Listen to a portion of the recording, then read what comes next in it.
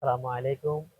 আজকে ফ্রাইডেতে অফিস কলিগদের নিয়ে চট্টগ্রাম আনোয়ারা পালকির ছড়ে সমুদ্র সৈকতে আমরা সবাই এসেছি একদিন আনন্দের জন্য।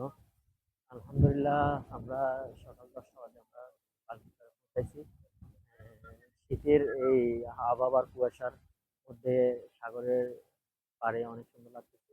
পাশে সাগর, অনেক সুন্দর এরিয়া। আলহামদুলিল্লাহ আমরা সুন্দরভাবে সবাই এসেছি এবং পাশাপাশি একটা টিকিট ম্যাচ হবে। সেই টিকিট ম্যাচে বিটি এবং আবিতে আমরা খেলবো। আজকে কে জিতে বুঝে যাবে, বিটি জিতবে নাকি আবিতি। আমাদের বিশেষ করে আমাদের শ্রদ্ধেয় বড় ভাই, হ্যাঁ, ক্রিকেট খেলার জন্য প্রস্তুতি নিচ্ছি, ইনশাল্লাহ শুরু হবে এখন। আমাদের শ্রদ্ধেয় বড় ভাই দেলোয়ার ভাই, তার সাথে আছে কাজী ভাই, আরো অনেকে আসছে। আলহামদুলিল্লাহ আপনাদের দেখাই এখানে খেলার মাঠের ইয়া দিচ্ছে, সীমানা সীমানা করতেছে নাজুল ভাই, সৌরভ ভাই, সৌরভ ভাই আমাদের দাদা। আমরা টিকিট খেলার জন্য প্রস্তুতি নিচ্ছি। আজকে আমরা এখন বিতি আর আবিতি নিয়ে খেলবো। কে জিতে আজকে দেখা যাবে, দেখা যাবে কে জিতে। এ আতিক ভাই অনেক সুন্দর।